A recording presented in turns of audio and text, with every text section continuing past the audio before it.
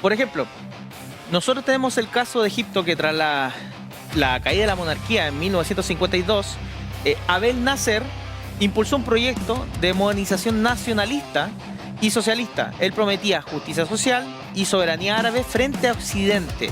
Y este movimiento paralelamente se unió a lo que se conoció como los Hermanos Musulmanes, fundado por Hassan al-Banna. Esto ocurrió en 1928 y proponía un orden basado en la Sharia, por ejemplo. Entonces ahí vimos un momento en el que ambas cabezas convergieron en la historia. Y no solamente en ese caso, por ejemplo, convergieron también el siglo pasado. La URSS tenía escuadrones, y esto lo menciono también en mi libro, con datos, con fuentes bibliográficas, que tenía escuadrones los cuales eran musulmanes.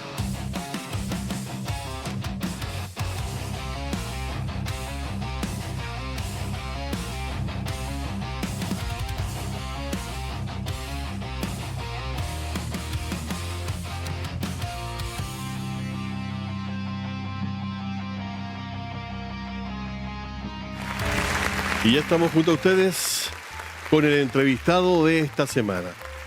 Quiero presentarles a Cristian Moreno. Dios te bendiga, Cristian. Hola, Dios te bendiga, Daniel, ¿cómo estás? Aquí bien, gracias al Señor. Cristian Moreno es un joven músico de conservatorio, percusionista, y que lo tenemos invitado hoy día para poder abordar temas interesantes. Pero antes de abordar, cuéntanos un poquito sobre ti, Cristian. ¿Eres de origen cristiano? ¿Cómo conociste a Cristo? Cuéntanos un poquito sobre eso. Bueno, yo fui toda mi vida a la iglesia católica hasta los 14 años. Mi mamá me llevaba todos los domingos desde que tengo memoria y la acompañaba a distintos eventos porque mi mamá es profesora de religión católica. Ya. Entonces a todas las actividades que ella iba, yo la acompañaba. Y a los 14 años yo estaba en un proceso de empezar la primera comunión y empecé a ver cosas que no me agradaron en la iglesia católica. Y por casualidad encontré un libro tirado en la calle, que era de Elena de White, que se llamaba Conflicto Cósmico, que es una recopilación de ideas de Elena de White. Y en ella se contaba la historia de la iglesia católica, el periodo de la Inquisición, el periodo del oscurantismo católico. Y eso me comenzó a abrir los ojos y a darme cuenta que estaba en el lugar equivocado. Cuando estaba en la confirmación, recuerdo que los jóvenes iban a ir a una fiesta y ese día yo no fui a esa fiesta. Era una fiesta con alcohol, con bebidas, con baile.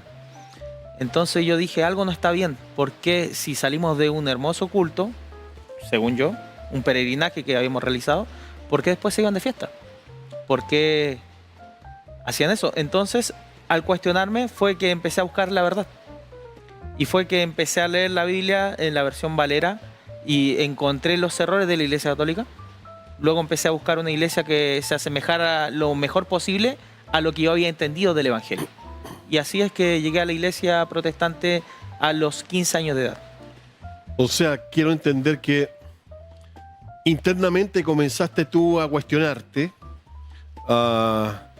y empezaste tú intencionalmente, motivado solamente por ti, a buscar por medio de la Biblia los errores a los cuales te llamaban la atención. Exactamente, así fue. Fue una decisión tuya, personal. Fue una decisión personal, no vino una persona a predicarme, no vino alguien a hablarme, a decirme esto está bien o está mal. Fue buscando la Biblia y encontrando pequeñas cosas que no calzaban en mi lógica, en lo que yo entendía. Eso quiere decir entonces que desde toda la vida eres ávido a la lectura. Soy muy ávido a la lectura. De los 6 años vengo leyendo novelas cortas. Mi mamá nos ponía una tarea todas las semanas de leer una novela por semana corta y nos hacía un examen el día domingo. Entonces eso motivó la lectura y cuando yo tenía 12 años llegué a leer Immanuel Kant, Crítica de la razón pura, por ejemplo. Entonces desde muy pequeño tengo este fervor por leer, por aprender algo. Ok. Cuéntanos de tu familia. ¿Cuántos hermanos? Menciónanos sobre tu padre. Somos 2 hermanos. Mi hermano se llama Alejandro. Él es carabinero actualmente. Y mi papá se llama José Moreno. Él es jubilado. Él era banquetero, tenía una empresa de banquetería. Todos están vivos. Mi mamá es profesora de religión todavía. Hasta la fecha todavía no se jubila. Y esa sería mi familia en resumidas cuentas. Cuando ya comienzas a investigar, a darte cuenta de los errores que podías tener, el contexto religioso donde creciste. ¿Cómo nace la intención de congregarte en una iglesia evangélica, por ejemplo? Por ejemplo, algo básico era uno de los 10 mandamientos, el no hacerse imágenes, no hacerse ídolos. Entonces yo empecé a estudiar el tema de por qué existían los ídolos.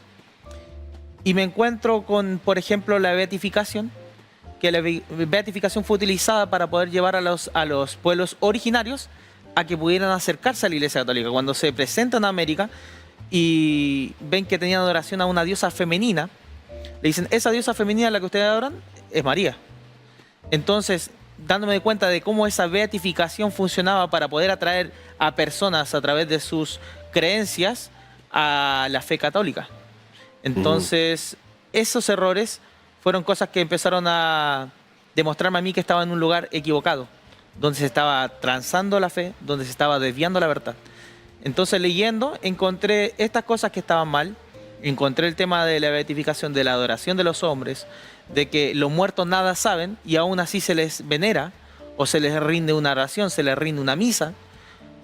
Y esas cosas no calzaban conmigo. Yo decía, algo malo hay. Entonces, buscando, empecé a indagar distintas iglesias en mi ciudad. Y así fue que llegué a la iglesia protestante donde hasta el día de hoy permanezco. Cuéntame, o explícanos un poquito qué es lo que es para ti la diferencia de una iglesia evangélica a una iglesia protestante, porque tú me acabas de decir, me congrego en una iglesia protestante hasta ahora. Para ti, ¿cuál es la diferencia entre una y otra? Católica y protestante. No, yo te estoy hablando ahora de la diferencia de una iglesia evangélica y una iglesia protestante. Bien. Las iglesias protestantes nacen de la Reforma, por ejemplo, de Martín Lutero. Recordemos que Juan Hus, que era un copista, fue una persona que tuvo una cercanía en un tiempo que era prohibido acercarse a la Biblia, y en esa cercanía él descubre errores de la iglesia. Esos errores se los transmite a Lutero, y Lutero termina redactando un escrito de todo lo que son las enmiendas o los errores de la Iglesia Católica. Entonces, el origen del protestantismo viene de ahí. Después, la concepción de iglesias evangélicas no necesariamente se enmarcan dentro del protestantismo. Por ejemplo, tenemos movimientos como los severianistas, tenemos los de Tertuliano, tenemos los movimientos de Orígenes de Alejandría, que eran movimientos que no necesariamente adherieron a la Reforma, ni tampoco adherieron en su momento al Concilio de Nicea, y que siguieron una línea paralela a la Reforma protestante. ¿Y esta línea paralela, tú crees que hoy día la podemos ver todavía aquí en Chile?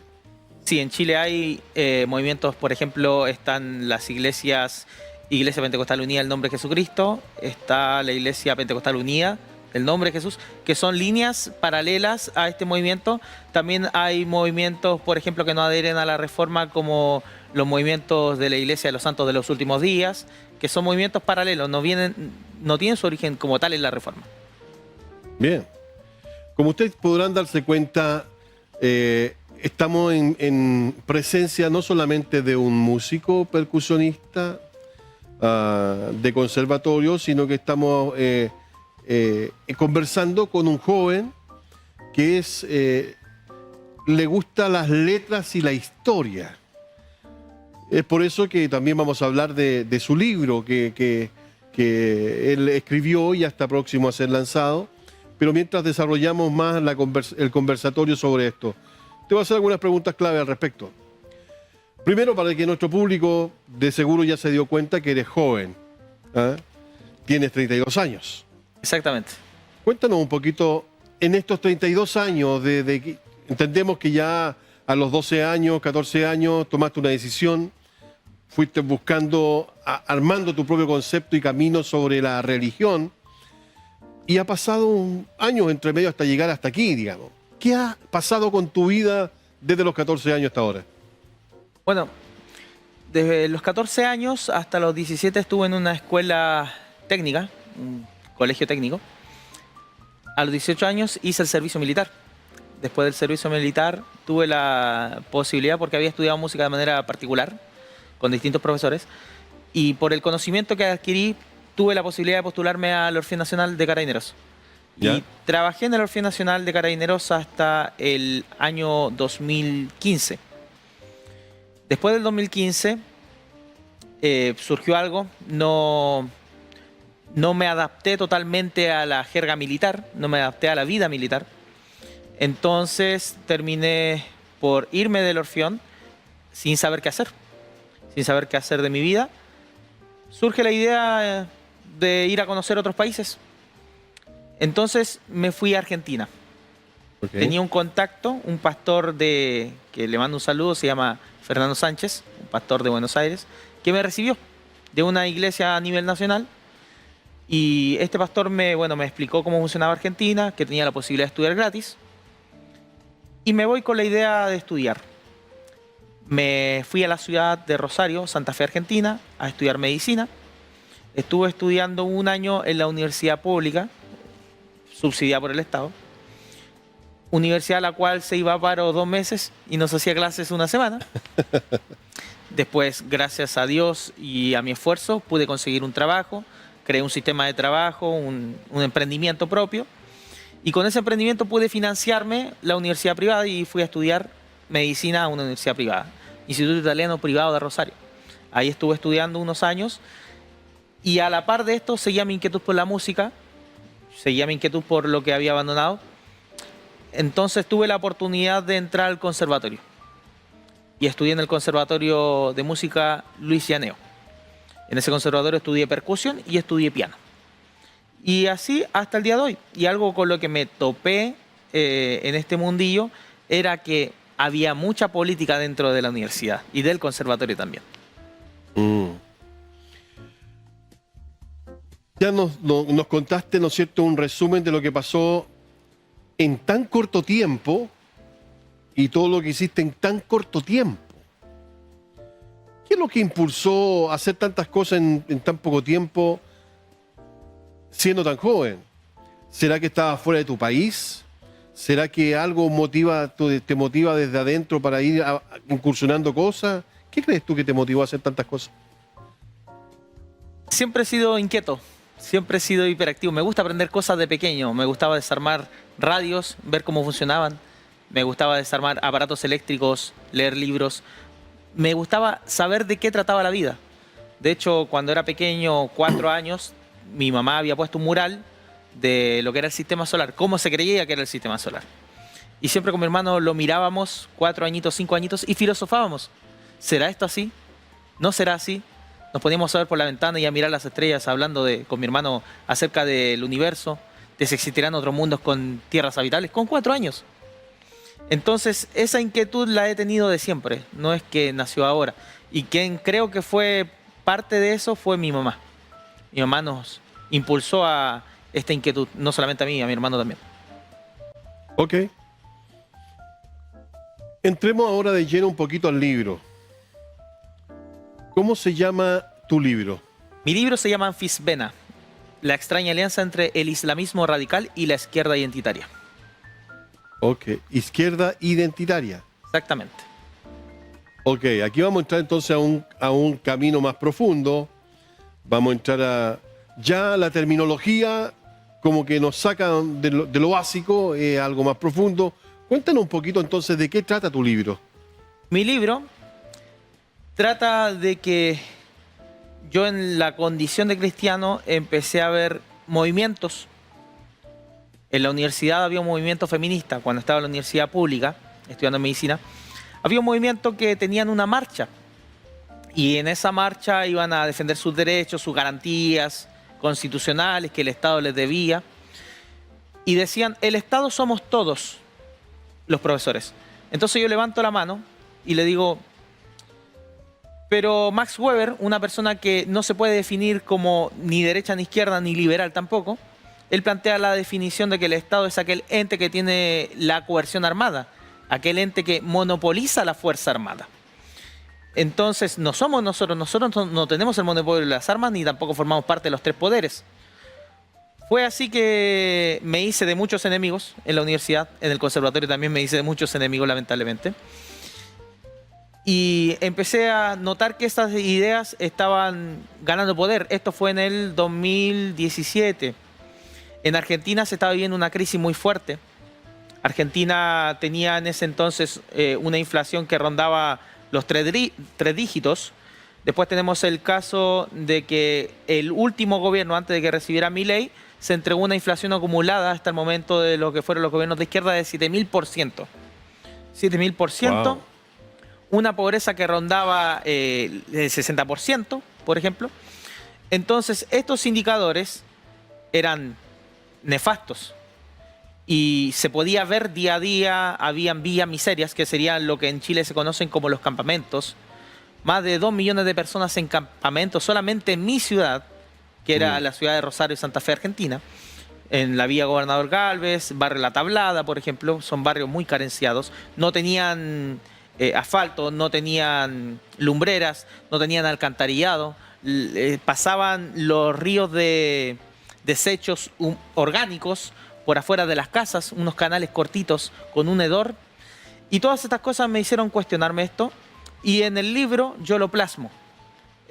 Trato de plasmar lo que son estas ideas que han sido promulgadas, por ejemplo, en Argentina los últimos 40 años y en lo que es Hispanoamérica, desde el 70 que se empezó a predicar esta idea a través de lo que se conoce como el Foro de Sao Paulo, actualmente conocido como el Grupo de Puebla, que luego en el mismo periodo de lo que era la caída del muro, por un lado estaba diciendo Fukuyama es el fin de la historia, se acabó la historia de la izquierda y se viene el milenio capitalista.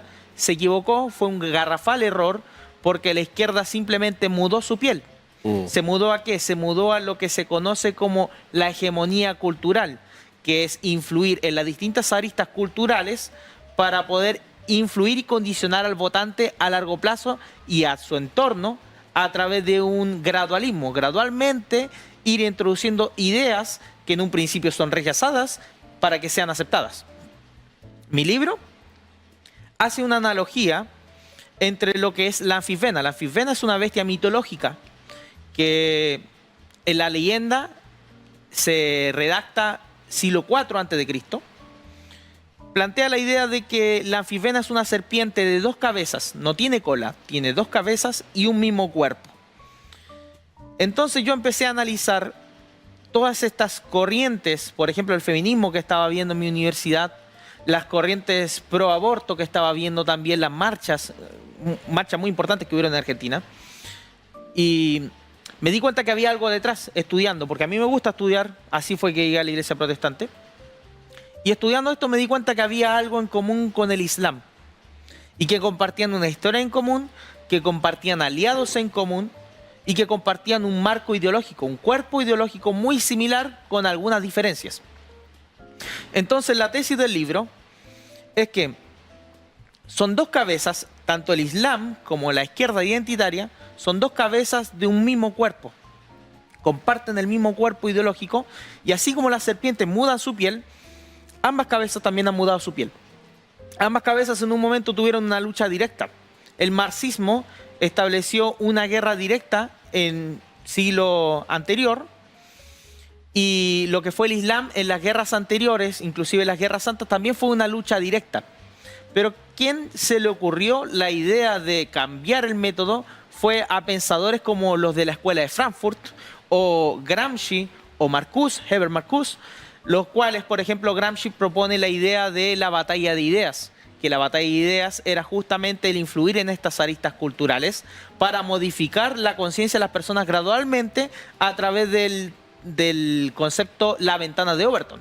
Entonces, gradualmente modificamos la idea de la persona, modificamos el razonamiento de ella y en qué medida sería libre de su voto, en qué medida sería realmente libre esa persona si estaría condicionada.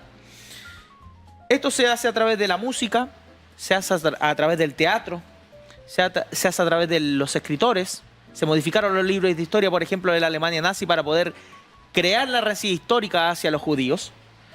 Se hace a través de lo que es el periodismo, se pauta el periodismo, la política también está pautada y financiada. Y todo esto es lo que se conoce como la hegemonía cultural o la batalla de ideas.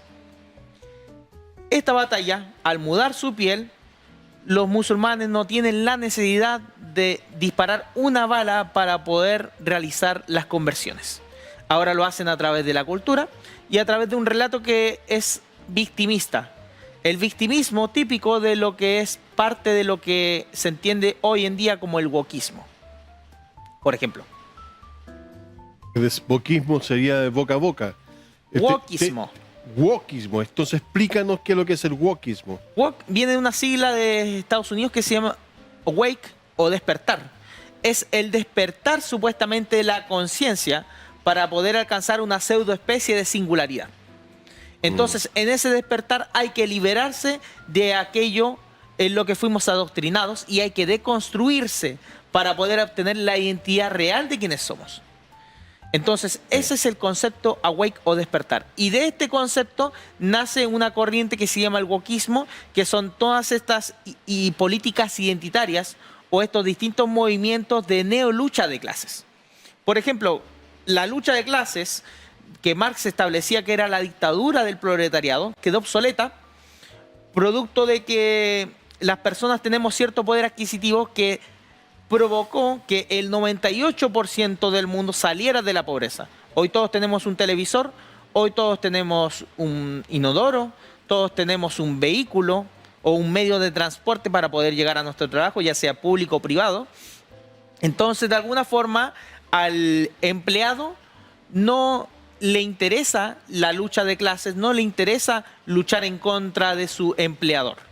Entonces, en ese sentido, la lucha se va hacia otras aristas. Y esas aristas son las distintas neoluchas de clases, entre ellas el feminismo, la ideología de género. Entre ellas voy a mencionar algo, pero lo voy a hacer muy suave, sutil, porque es un tema muy complicado. Pero está las relaciones sexuales intergeneracionales. Y me refiero a menos 18 con más 18. También forma parte de estas corrientes. Estas corrientes tienen grupos que lo representan como el grupo NAMBLA en Estados Unidos, que dicen que la pedofilia es un género, por ejemplo. Que la pedofilia es un derecho. Entonces, todos estos grupos mencionados, además de otros grupos que forman parte de los colectivos LGBTQIA+, forman parte de estos movimientos wokistas o wokismo. Ok. Me llama la atención ahora voy entendiendo la imagen de esta serpiente, ¿no es cierto?, de dos cabezas unidas con un mismo cuerpo, y que de alguna tú me mencionas de que finalmente es lo mismo.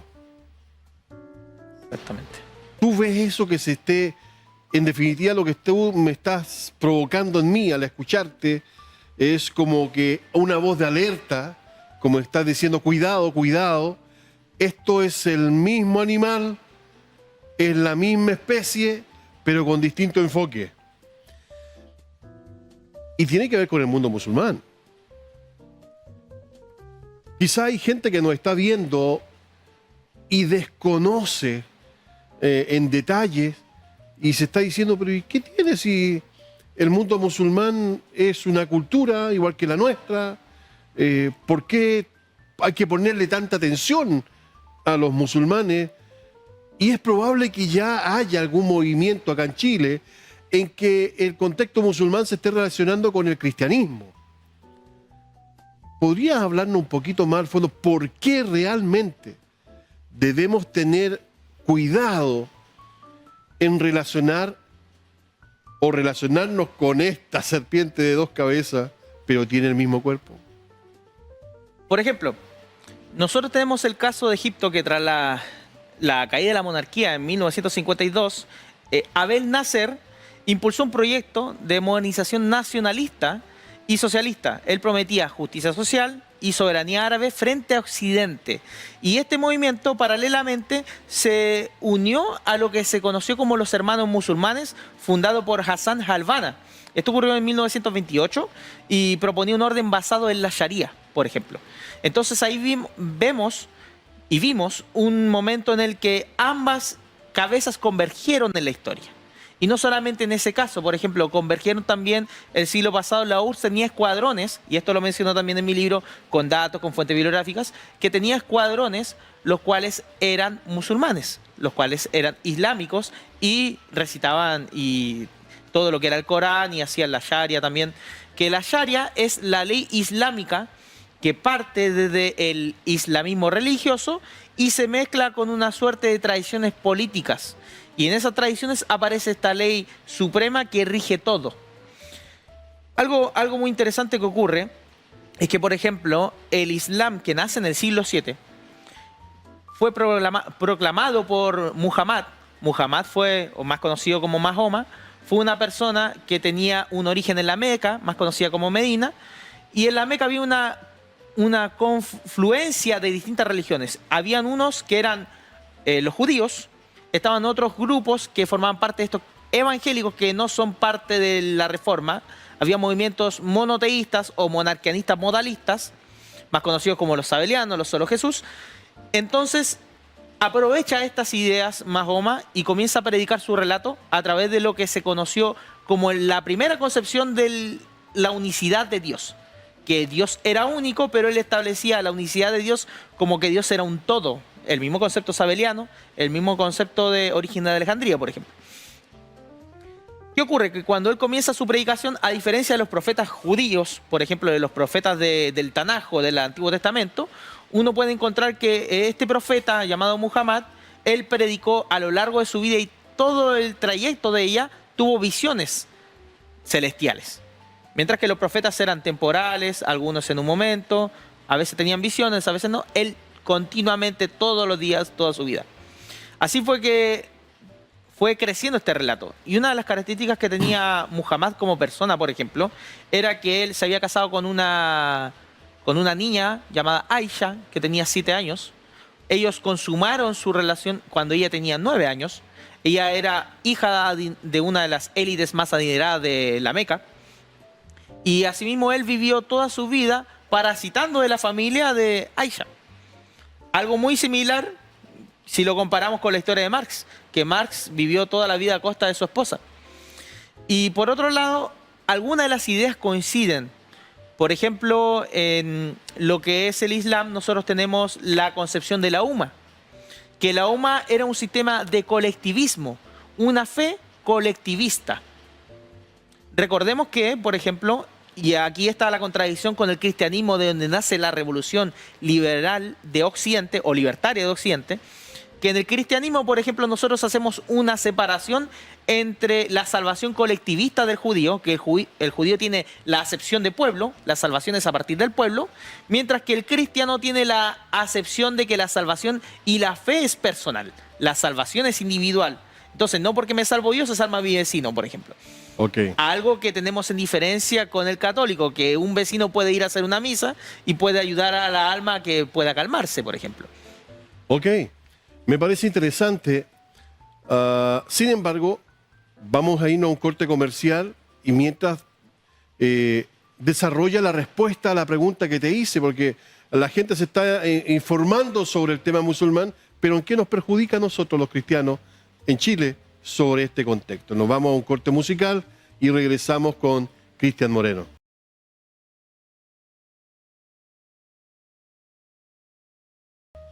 Y estamos aquí en la entrevista de la semana con Cristian Moreno, autor de un libro que estamos promocionando, nos está hablando de ello. Y antes de irnos a la pausa, te mencionaba que nos relataba un poco del contexto musulmán, de las fortalezas que tiene, qué sé yo, pero más de alguien ahí en sus casas debe estarse preguntando, pero ¿por qué debemos preocuparnos? Buena pregunta. Por un lado, nosotros tenemos que desde la caída del muro, la izquierda se hizo con instituciones a nivel internacional. La ONU, el FMI, OMS. Nosotros vimos cómo la Organización Mundial de la Salud llevó a cabo el plan en contra de lo que fue la pandemia, que de manera nefasta nos encerraron en nuestras casas sin siquiera tener, por ejemplo, la fase de ensayo 4, número 4, fase de ensayo clínico número 4, lo que fueron las vacunas de COVID, las pusieron en las personas y, bueno, vimos lo que son los daños colaterales. Por ejemplo, el caso de Argentina. En Argentina las vacunas nos hacían firmar un documento donde decía que el país no se hacía cargo ni la farmacéutica de los efectos secundarios o daños colaterales que produjera a las personas. Esto de la mano de la OMS, que es una organización internacional. Los Estados partes empiezan a ceder su soberanía a estos organismos internacionales y estos empiezan a dar directrices u órdenes a los países. Entonces, ¿en qué medida somos realmente estados gobernados por un presidente o basados en una democracia, en una elección? Y el peligro de este tipo de gobernanzas es que, por un lado, la izquierda viene a partir de esta gobernanza supranacional que terminaría quitándole poder o delegitimando el poder de lo que es la democracia representativa. Por otro lado, el Islam también tiene un potencial alarmante al tener el poder de convertirse en una imperanza global a partir de la fe y de un concepto que se llama la UMA.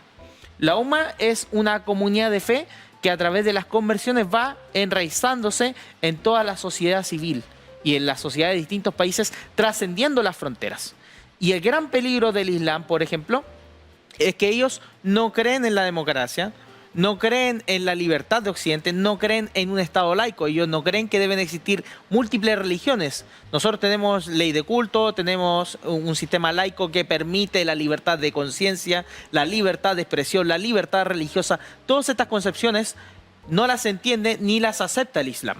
Entonces, ambas corrientes tienen un peligro y el potencial es la censura del pensamiento. Por ejemplo, el caso de China, que China hoy está haciendo un control estricto al protestantismo. En esta semana metieron preso a uno de los pastores más emblemáticos de China y cerraron una de las librerías más importantes de China de lo que es la promulgación del Evangelio, por ejemplo. Tenemos el caso de Inglaterra, que en Inglaterra lo que hicieron fue que allanaron la casa de una niña por haber puesto un contenido en contra del régimen islámico. Tenemos el caso de Gran Bretaña, en el que a un niño pequeño de no más de 10 años lo toman detenido también por preguntar quién es Alá en la calle, en la vía pública. Pero, Cristian, yo entiendo que hay mucha información ahí en tu cabeza, tienes mucho que podrías informarnos y decirnos, pero quisiera que dé una respuesta certera al respecto. ¿Qué debe preocuparnos en Chile actual de lo que menciona tu libro? El peligro es que estos dos movimientos están en etapa embrionaria. En este momento se están preparando para una posible gobernanza internacional. El peligro es que si no se detiene ahora esto, tiene el potencial de restringir la libertad del individuo, la libertad de los cristianos. Ya en los países que he mencionado, por ejemplo, Gran Bretaña, Inglaterra, China, está prohibiéndose la predicación del Evangelio. Se están tomando detenidos a predicadores. Entonces, el peligro que tenemos es una persecución a corto plazo. El caso de Nigeria es uno de los más emblemáticos. En Nigeria han matado a 500.000 personas por el hecho de ser cristianos. ¿Y quiénes son aquellos que lo hacen? Aquellos que vienen de la mano de la predicación del Islam. Ok. Puedo entenderlo. Sin embargo, nuestro Chile culturalmente viene hoy día con un creciente grupo de cristianos y protestantes a partir de su avivamiento. Ya desde 1909, ¿no es cierto?, existe un avivamiento en Chile y de alguna otra forma eso nos abrió las puertas y nos permeabilizó de toda influencia extranjera y hoy día tenemos nuestro propio pentecostalismo. Cabe destacar que en definitiva, para aquellos que no saben, esta revolución espiritual, este avivamiento espiritual, que algunos llaman el avivamiento pentecostal, por lo menos en 1909 no inicia con el pentecostalismo. Si vamos un poquito más a la historia, esto inicia con el movimiento metodista. Entonces, al iniciar con el movimiento metodista, este avivamiento espiritual nos alcanza a todos, y entre ellos los que tenemos alguna corriente pentecostal, ¿no es cierto?, nos alcanza y nos quedamos plasmados en eso y seguimos en avivamiento pentecostal. Es tanto así que somos tan representativos hoy día en Chile, somos uno de los únicos países que por esta fogosidad, por esta alegría interna, damos gloria a Dios, por ejemplo. En otros países no dan gloria a Dios. Nuestros aleluyas son espontáneos, esa de alguna otra forma viene como resultado de este avivamiento. Lo que tú me estás queriendo decir entonces es que a pesar de lo que ocurrió, este avivamiento que hasta el día de hoy nos dura un poco, a pesar de eso, ¿corremos riesgos por estas influencias externas? Sí, uno de los grandes problemas de Chile es que el cristiano no se ha inmiscuido en la política. Se predicaba, por ejemplo, que nuestro reino no es de este mundo, que nosotros tenemos que enfocarnos en las cosas celestiales y no en las terrenales. El gran problema con esto es que aunque nosotros no nos metamos en política, la política de hoy se ha metido con nosotros. La política se ha metido en nuestra cama, se ha metido en nuestras relaciones interpersonales, se ha metido con nuestros niños, se ha metido con nuestra fe, con nuestra libertad de pensamiento, de religión y de conciencia. Entonces, a pesar de todo lo que se menciona que es muy bueno, tenemos un problema y que el cristiano de Chile no se inmiscuye en la política. ¿Pero te has puesto a pensar por qué no se inmiscuye en política?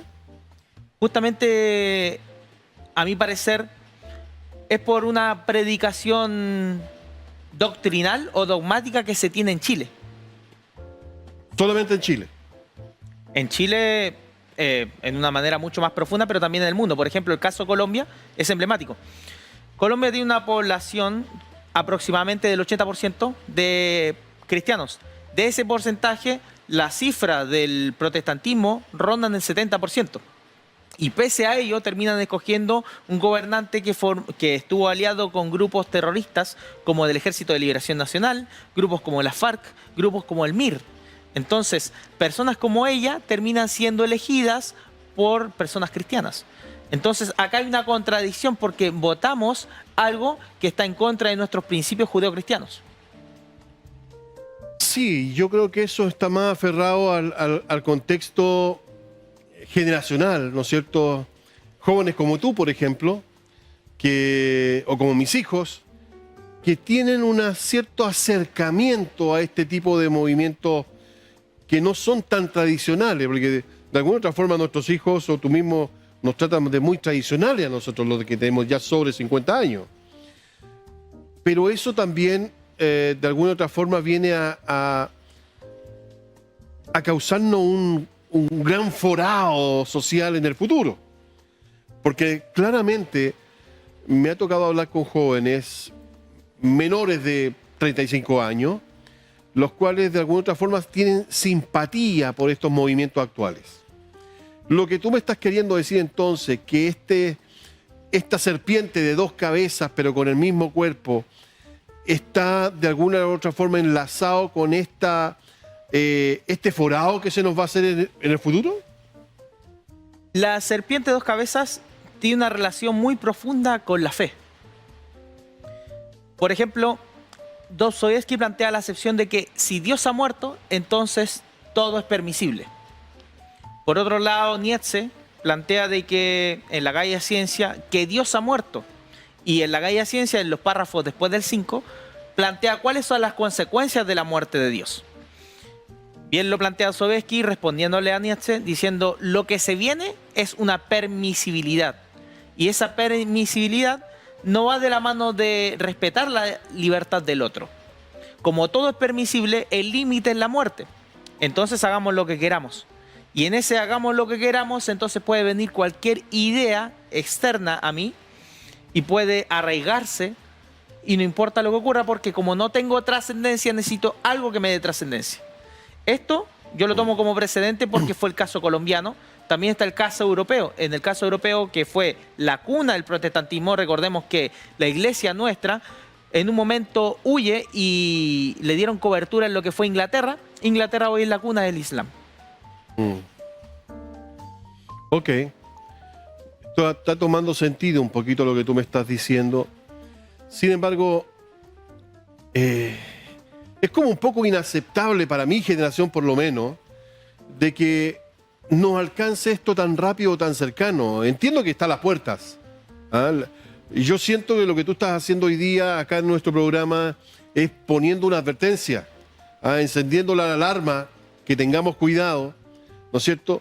Pero los que somos de mi generación estamos viviendo un evangelio distinto, al parecer, al que tú estás viviendo. Yo me quedé pegado en las manifestaciones espiritual, me quedé pegado, ¿no es cierto?, en el servicio al Señor, con esta pasión que de alguna u otra forma todavía está al interior nuestro. Y pareciera que esto de la sana doctrina, el pentecostalismo de sana doctrina, es como que para mí fuera lo suficiente.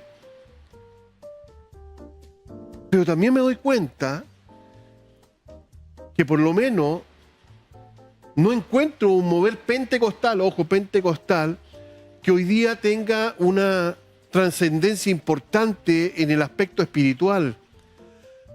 Pero sí veo, por ejemplo, cómo Dios quiere nuevamente llevarnos a un mover espiritual fantástico, glorioso, pero como que no estuviera considerando el pentecostalismo. Porque ahora, en el 2023, ocurre un nuevo mover espiritual, ¿no es cierto? Más encima, y como que Dios vuelve a considerar a la iglesia metodista para este mover, donde están 24/7 haciendo un culto y nada más ni nada menos que en una universidad. Claro, por ejemplo, el caso de la Universidad Missouri en Estados Unidos. En esa universidad tenían un lugar de reuniones. Usualmente las hacían ciertos días a la semana, pero el movimiento fue tan masivo y fue espontáneo al punto que durante más de 7 días, 24 horas seguidas, hubo culto en ese lugar. ¿En la universidad? En la universidad. Participaron miles de personas, cientos de miles. De hecho, de distintas partes del mundo comenzaron a cuestionarse y a preguntarse qué está ocurriendo en Missouri, al punto que viajaron. Un amigo mío, un conocido, un pastor de Argentina, viajó a ver lo que ocurría y dijo que había un tremendo avivamiento. Eso venía de la mano de la iglesia metodista pentecostal. En ese lugar solamente reunieron más de 47.000. Junto con todos los avivamientos que hubieron en ese año hasta la fecha, más de 100.000. O sea, Dios está armando, Dios quiere bendecirnos, Dios quiere despertarnos, hay un mover espiritual y Dios está buscando alguien que se deje usar. Exactamente. Bajo ese contexto, ¿qué tendría que sucedernos a nosotros ahora en Chile para poder también alcanzar ese mover espiritual e impedir que estas influencias externas vengan a amordazarnos y transgredir todo lo que nosotros somos hoy día? Yo creo que lamentablemente, y digo lamentablemente porque la historia lo demuestra y la Biblia, pero el hombre es de memoria corta. O sea, mi pueblo muere porque no tienen el conocimiento. Entonces, al no conocer tu historia, al no conocer el pasado, el origen, los precedentes de lo que se está dando en el mundo, es que tienes a cometer los mismos errores. Napoleón lo dijo, quien no conoce su pasado va a cometer los mismos errores en el presente y a traer repercusiones en el futuro. Esto lo pueden encontrar afuera de un campo de concentración en un apartado en Auschwitz, en Polonia. A lo que yo voy con esto es que al tener memoria corta, lamentablemente, las personas se olvidan. Entonces, tenemos dos clases de iglesias, la que está en zona de persecución y la iglesia en zona de confort. La iglesia en zona de persecución es una iglesia sólida, estable, con raíces firmes, y la que está en zona de confort lamentablemente se va aliviandando. Va comenzando a introducirse gradualmente distintas filosofías que no forman parte de la fe que en un momento defendieron nuestros antepasados. Ahora yo hice mención, intencionalmente puse el acento a las manifestaciones espirituales. El hablar en lengua, el alabar, el tener culto 24/7, lo que está pasando, lo que pasó en esa universidad. Puse el acento ahí intencionalmente para poder hoy día llegar a lo que te quiero decir. No basta solo con las manifestaciones. Necesitamos tener una iglesia sólida que se inmiscuya en las situaciones, en los contextos donde se toman las decisiones. No es solo canto, no es solo salto, no es solo alabanza, ni estas manifestaciones que estamos tan acostumbrados al mundo pentecostal aquí en Chile. En otras palabras, quiero decirle, no basta solamente con dar la gloria a Dios. Necesitamos inmiscuirnos en los movimientos, entender los movimientos del agua. Debemos ser entendidos los tiempos. Hoy día hemos querido traer a un joven cristiano, músico de cuna, profesional, pero que nos viene a dar una voz de alerta, una voz profética para nuestro país, para Chile, en donde nos viene a presentar que los movimientos externos e internacionales de alguna otra forma están influenciando lo que es hoy día o lo que va a ser nuestro país. Tanto así que ya ha influenciado un país tan cercano y hermano como Argentina. Cuando yo me enteré del porcentaje de musulmanes o islamitas que están allá en Argentina, me sorprendió. Es un porcentaje increíblemente alto. Entonces, necesito yo que este tiempo que nos queda, que ya en televisión el tiempo pasa muy rápido, necesito que en este tiempo que nos queda tú seas categórico en la información que nos va a transmitir y ahora ves con una voz profética a Chile que tengamos atención, alerta, tengamos cuidado por esta situación o nos va a pasar esta otra situación.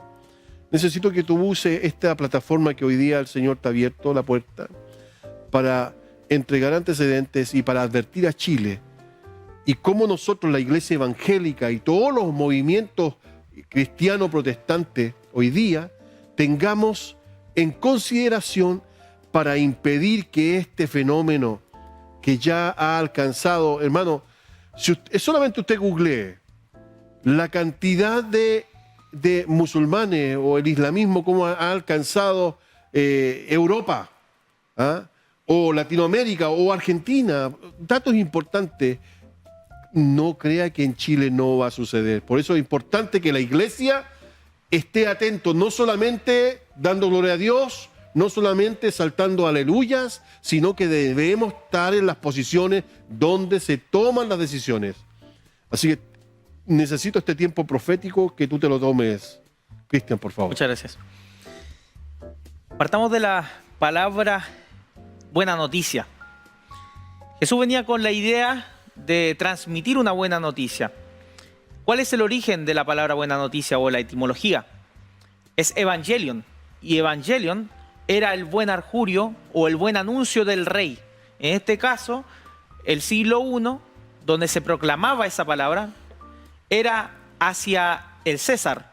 Cada vez que ocurría un resultado positivo militarmente, estratégicamente, estructuralmente, una visita del rey, entonces se le anunciaba al pueblo y pasaba una persona por las ciudades diciendo: Evangelium para ustedes, buena noticia para ustedes, viene el rey.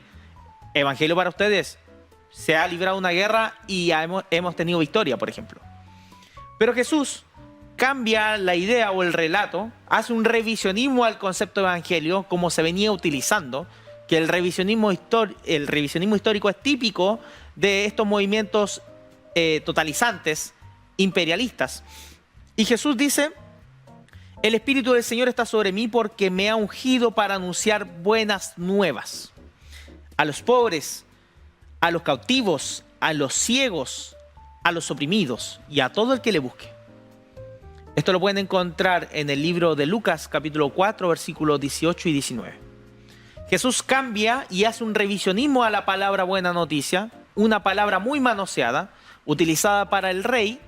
Entonces él automáticamente se está oponiendo al rey. Él no solamente está haciendo una batalla espiritual, no solamente está haciendo una batalla contra las tinieblas, sino que está haciendo una batalla política. ¿Es un discurso político? Claro que sí, porque aquel que utilizaba ese concepto era el César, eran los políticos de turno. Y él dice: no, este concepto no es de ustedes, este concepto es mío. Entonces, ahí está el evangelio. Él no solamente trae buenas noticias, sino que Jesús es la buena noticia. Y recordemos que bien lo dice Efesios cuando nos menciona que no tenemos lucha contra sangre ni carne, sino contra principados, contra potestades, contra tinieblas de este siglo. Entonces, nuestra lucha no es contra algo que no se ve. Nuestra lucha es visible. Y las personas que hacen el mal, las personas que nos rodean y que están en este mundo, debemos ponerle un freno, debemos ponerle un límite. Y ese límite nosotros lo tenemos plasmado en una palabra. Y Romanos capítulo 2, versículo 15 dice que Dios puso la ley escrita en el corazón del hombre sin que éste alcance a entenderlo, pero esta ley le acusa de lo bueno y de lo malo. Entonces todos sabemos lo que está bien y lo que está mal. Todos sabemos que la moral es una, la moral es absoluta. Todos sabemos que la verdad es una, la verdad es absoluta. Tercera carta de Juan dice: yo me alegré cuando los hermanos dieron testimonio, refiriéndose a Gallo, de cómo tu verdad está dentro de una verdad aún mayor, de cómo tú andas en la verdad, tu verdad dentro de una mayor verdad que la verdad absoluta. Entonces nosotros debemos proclamar esta verdad absoluta, esta moral absoluta. ¿Cuál es esa verdad? Jesús es la verdad. Jesús es la verdad. Siempre Jesús es la verdad, hermano. Y debemos llevar esta verdad a las distintas esferas de la sociedad. En educación necesita Jesús. Política necesita Jesús. En salud necesita Jesús. ¿Y cómo llevamos a Jesús a estas esferas? Por medio de las personas que Dios está preparando para llegar a estas esferas de la sociedad. Así que quiero mandar un mensaje a toda la juventud, a todos los hermanos cristianos que están sintiendo un fuerte llamado del Señor a insertarse en estas esferas de la sociedad para llevar el mensaje de Jesús. Y nos vamos, llegamos hasta el final, nos vamos ahí, nos despedimos de esta cámara y le decimos, nos encontramos la próxima semana con un nuevo entrevistado. Dios les bendiga. Bendiciones.